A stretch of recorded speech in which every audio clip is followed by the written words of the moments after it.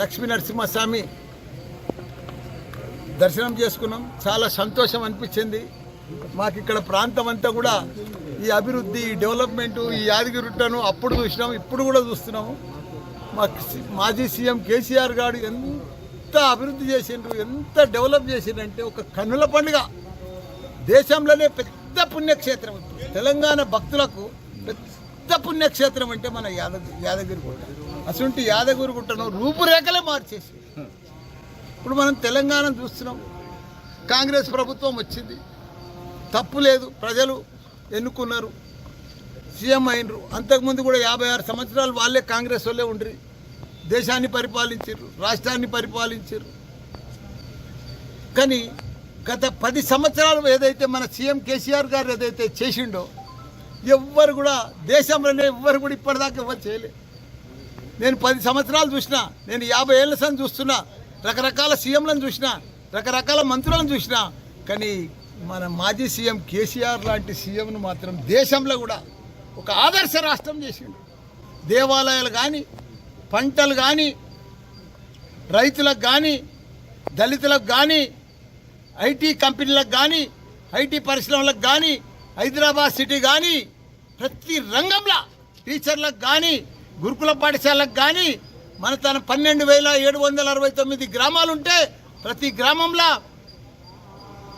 Dumping yard, grave yard, nursery, తాగునీరు, 24 గంటల current, క్రీడా మైదానము, నర్సరీ, ఇట్లా ప్రతి ఒక్కటి కూడా అద్భుతం చేసి పెట్టింది.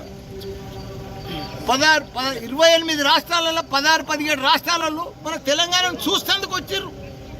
ఎట్లా డెవలప్ అవుతుంది, ఎట్లా అభివృద్ధి అవుతుంది, ఎట్లా సాధ్యమవుతుంది మన కేసీఆర్ గారి కంటే అంత గొప్ప డెవలప్ చేసిండే. నేను ఒకటే చెప్తున్నా కాంగ్రెస్ వాళ్ళకు, సీఎం గారికి కానీ, మంత్రులకు కానీ, మన కేసీఆర్ గారు 3 ఏళ్ల ముందు 3 లక్షల కోట్ల మెట్రిక్ టన్నుల ధాన్యం పండించిండే, దేశానికి అన్నం పెట్టేటట్టు రైతులను తయారు చేసిండే.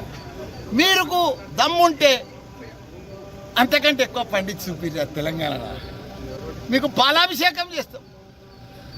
ఆ పంట కంటే బీడ్ చేయండి తెలంగాణలో. అదే రైతులు, అదే పొలాలు, అదే పంట పొలాలు, అదే రైతులు కదా. కాళేశ్వరం కూడా కట్టి రెడీ పెట్టిండు కదా. మీరు ఆయన పండించిన పంటను బీడ్ చేయండి.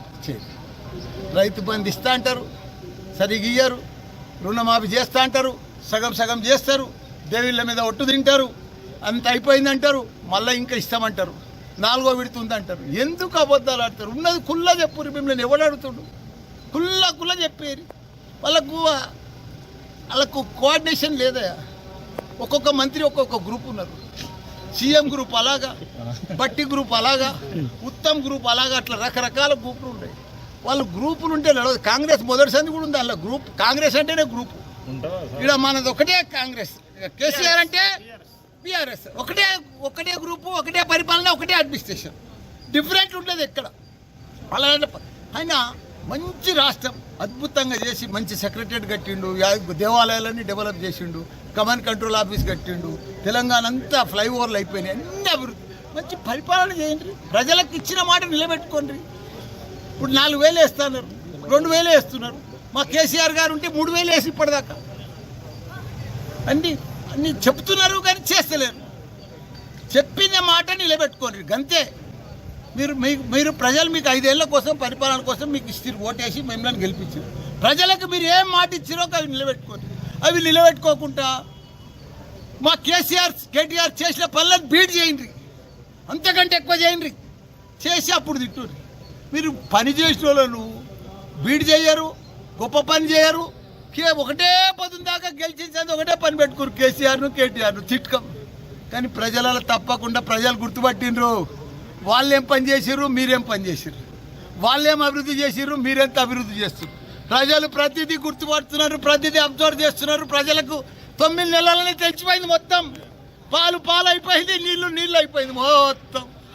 వాళ్ళ రంగులన్నీ బయటపడ్డాయి కాంగ్రెస్ ప్రజలంతా. ప్రజలంతా హైరాన్ చేసేందుకు డైవర్షన్ కోసం తీసుకొచ్చారు హైడ్రా. నువ్వు హైడ్రా తెచ్చేది అవసరం ఏముంది?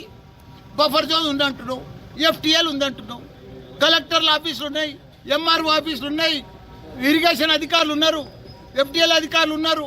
నువ్వు మార్కింగ్ చేయి, చూసి వీడి దాకా ఎఫ్టీఎల్ వస్తుంది, వీడి దాకా బఫర్ వస్తుందని మొదలే మార్కింగ్ చేసి చెప్తే తర్వాత హైడ్రాని తీసుకురా.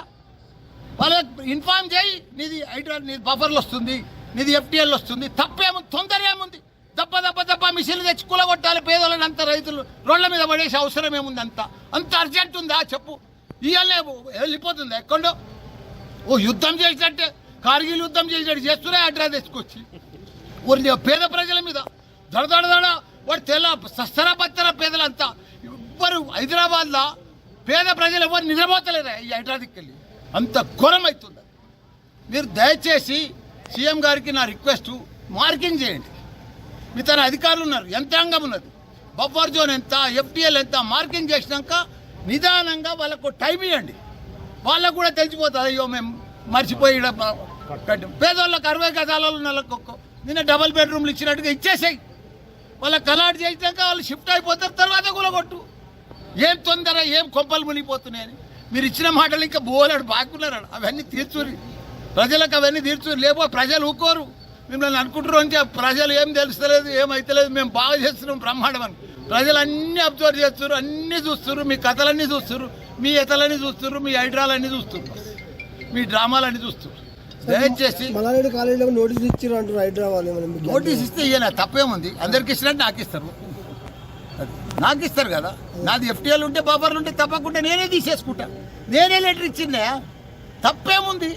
అరే మర్చిపోయి కట్టామా, తెలియక కట్టామా, కాంగ్రెస్ ప్రభుత్వంలో కట్టామా మాకు తెలియదు కదా. నేను కాలేజీలన్నీ కాంగ్రెస్ ప్రభుత్వంలోనే కట్టా. ఇప్పుడు మా టీఆర్ఎస్ ప్రభుత్వం ఏం కట్టలే నేను.